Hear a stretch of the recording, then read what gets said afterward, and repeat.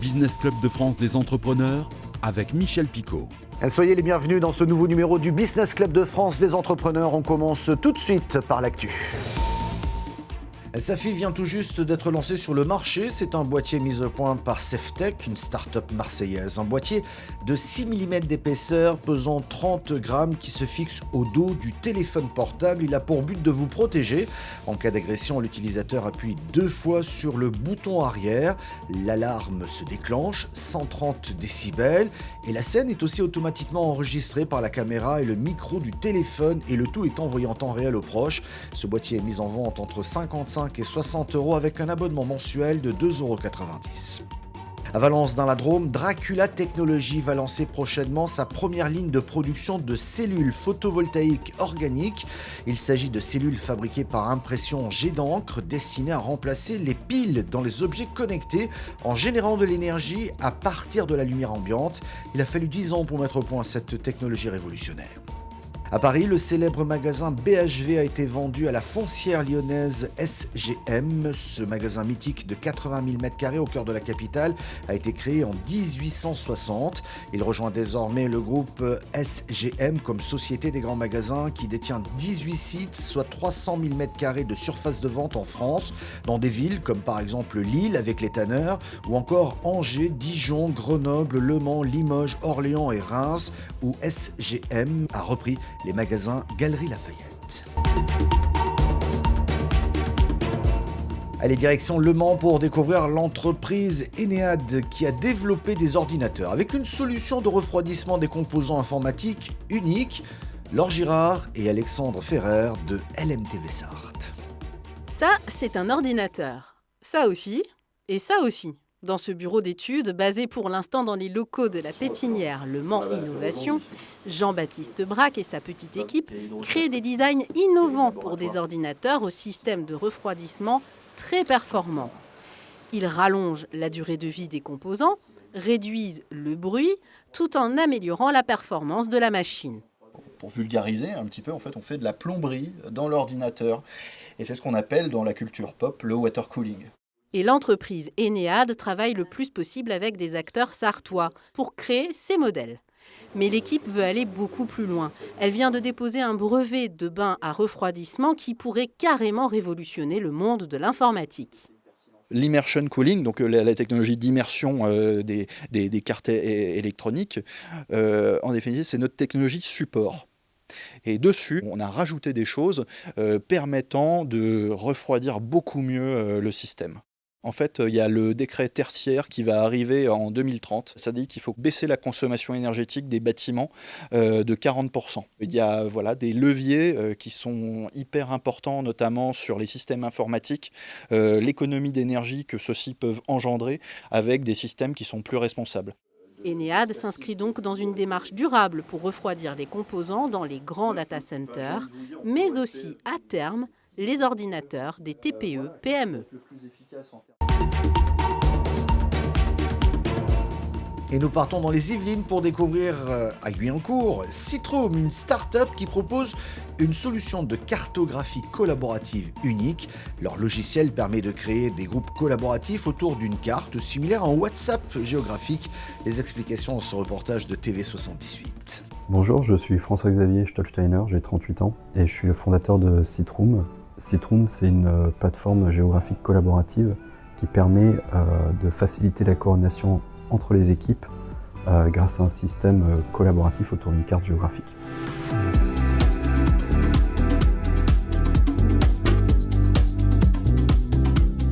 On a fondé l'entreprise en 2020, en octobre 2020. Évidemment, le projet remonte un peu avant, mais la fondation de l'entreprise a eu lieu à ce moment-là. Et donc on arrive à 3 ans de création. Actuellement, nous sommes 3 associés qui travaillons sur le projet, un associé technique, un associé plutôt sur le développement commercial à l'international, et moi-même pour la partie gestion. Et ensuite, on travaille principalement avec des prestataires qui nous permettent de développer l'application. L'idée initiale, elle est venue de mon expérience. Je suis un ancien officier de l'armée de terre, donc j'ai coordonné des troupes et des équipes sur le terrain.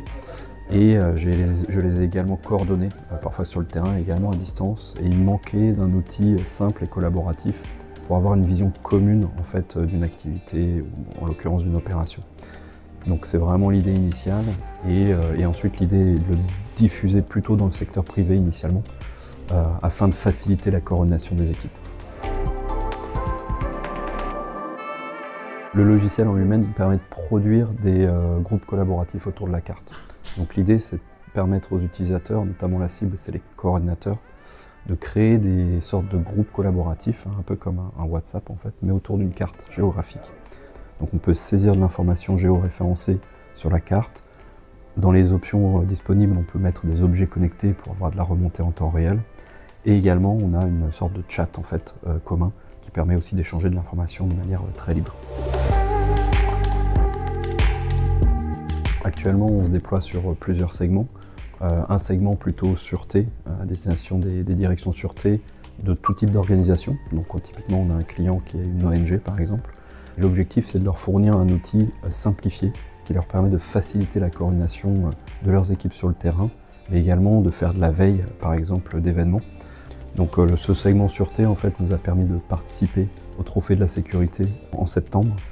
Et nous avons eu la joie d'être lauréat d'or dans la catégorie des systèmes d'aide à la décision.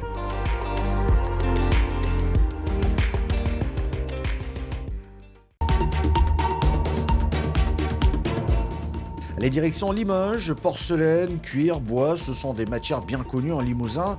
D'ici quelques temps, les plantes seront également limousines pour que TOT forme un tout. Cette innovation est clairement un produit déco qui permet de mettre en avant plusieurs filières locales. On commence ce reportage avec Lucas de Rouvray, le cofondateur de l'entreprise TOT, et David Marionnet, le directeur général. Un reportage 7 à Limoges. On a testé, pour n'avoir rien à perdre, par une campagne de préfinancement ou de précommande, c'est-à-dire qu'on a prévendu les produits. Au départ, c'était des prototypes qu'on avait photographiés, mis sur la plateforme KissKissBankBank pour voir si ça prenait, s'il y avait un intérêt et si ça méritait qu'on investisse dans une première production, une première pré-série pour livrer nos clients. On a collecté à peu près 37 000 euros. Ça correspondait à entre 100 et 200 commandes. Alors on a été un peu ambitieux parce que la campagne a démarré en novembre et on assurait de pouvoir livrer pour Noël. Donc une fois qu'elle a eu fonctionné, il fallait garantir et assurer notre promesse. Donc ni une ni deux, avec un ami, on a occupé la laiterie de ma grand-mère, monté les cartons, préparé les plantes, assemblé et expédié. Dans toutes les entreprises, le talon d'Achille, c'est souvent justement le financement, le besoin en fonds de roulement que l'on appelle. Le financement pour TOT, il est de plusieurs manières. Il est déjà sur l'investissement personnel de Lucas, qui est le premier actionnaire de l'entreprise et qui a investi ses économies. C'est souvent comme ça que ça commence. Et puis on va appeler aussi tout ce qui est autour de la love money, les amis, les parents, la famille. Et puis on va sur des choses un peu plus structurées. C'est ce qu'on est en train de faire. Tout simplement, quand on a une production, quand on a déjà un chiffre d'affaires, on va plus intéresser le monde de la banque. Donc nous, aujourd'hui, on discute avec plusieurs banques qui vont nous accompagner, aussi bien sur notre besoin de trésorerie, sur notre besoin en particulier de marketing digital pour dynamiser notre site internet et augmenter les ventes par ce biais.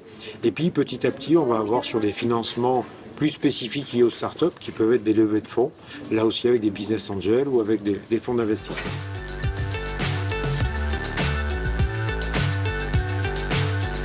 Répondre à la demande de TOTME, c'est répondre à une demande de qualité, c'est un travail de qualité et pour nous, ça nous permet de développer les compétences des usagers, d'aller sur des nouveaux produits et ça c'est très enrichissant pour eux. Aujourd'hui, on ne fait pas pousser les plantes, on a deux lignes directrices par rapport à ça. C'est de travailler avec aujourd'hui un fournisseur local qui est Panaplante et puis petit à petit aussi d'essayer que toutes les plantes que l'on met à disposition de nos clients soient développées, plantées et qui aient grandi en France. Pour le moment, on n'en est pas toujours sûr. C'est ce que l'on veut arriver à faire un sourcing du Made in France aussi sur les plantes. Là, l'idée, elle est vraiment des deux créateurs, Charles et Lucas au départ, qui avaient envie en même temps de mettre en avant les racines, leurs racines propres et en même temps les racines des plantes, de voir l'envers du décor et de projeté sur un objet décoratif qui avait un sens et qui en même temps apportait de la végétalisation dans les intérieurs. On ne se limite pas à la Nouvelle-Aquitaine, même si on la valorise énormément avec ses savoir-faire comme la porcelaine, comme le cuir, mais qui justement rencontre un certain succès, notamment à Paris, aussi pour les petits espaces. On ne peut pas se permettre d'avoir des très grandes plantes, parfois dont on s'éloigne trop longtemps pour assurer leur survie plus d'une année. Et avec Tot, on résout cette problématique, puisque la plante se suffit à elle-même et on peut s'absenter plus d'un mois et la retrouver en bon état à son retour. On se présente comme une marque de design vivant, donc il y a bien le vivant, et nous l'innovation qu'on apporte des plantes avec les racines visibles, mais il y a aussi la partie design, c'est vraiment la combinaison des deux. On s'appelle Tot parce qu'on conçoit nos créations comme de véritables totems qui révèlent l'envers du végétal, mais aussi des savoir-faire qui participent à leur création.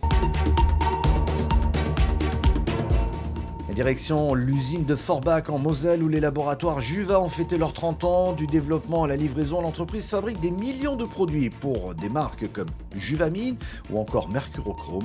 Un reportage de Jonathan Vaucher de Moselle TV. Là, on a des sticks, qui est une de nos dernières lignes qu'on a démarré il y a 4-5 ans. Donc voilà le type de produit qu'on réalise. Des compléments alimentaires, des gels intimes ou hydroalcooliques. À Forbach, dans les laboratoires Juva, on produit 25 millions d'unités par an. Une des 4 usines en France du groupe qui détient 2 marques populaires, Juvamine et Mercurochrome. Dans cet atelier, de la production au conditionnement, tout est réalisé en interne depuis 30 ans. Et du coup, pour les 30 ans, on va présenter un atelier plus visuel, on va dire, avec ici on voit la plante entière et puis on voit la plante broyée, coupée et broyée, et puis le mélange en forme de comprimé et en forme de gélule, jusqu'au produit final, donc dans son étui. Cette ligne de produits liquides, par exemple, fabrique 20 000 unités par poste. Dernier investissement en date. Donc là, ça soulage l'opérateur de porter entre 7 et 10 tonnes par jour. Un robot, acheté 80 000 €, qui permet de faire quasi seul le travail de 4 opérateurs. Une machine fabriquée à Sarre-Union. Très local et très français. Donc si je peux me fournir dans les alentours, et après un approvisionnement en matières premières, on est très européen. Certaines lignes ont produit jusqu'à 82 millions d'unités. À chaque renouvellement, l'usine cherche donc de nouvelles technologies. 2 événements ont conditionné ses choix. Le virus H1N1 en 2009, le Covid en 2020. Ici, on a fabriqué 10 millions de flacons hydroalcooliques lors de la pandémie. Nous, on a doublé les volumes. On faisait à peu près 20 millions de produits par an, là on a fait 40 millions en 2020. Voilà, on était un peu fatigués là. Voilà, c'est tout pour aujourd'hui. Merci de votre fidélité. Vous pouvez nous retrouver en replay vidéo sur le site internet de votre télévision locale ou sur celui de l'émission. Nous sommes également diffusés en podcast audio ou encore sur quelques radios un peu partout en France. Merci de votre fidélité. À la semaine prochaine.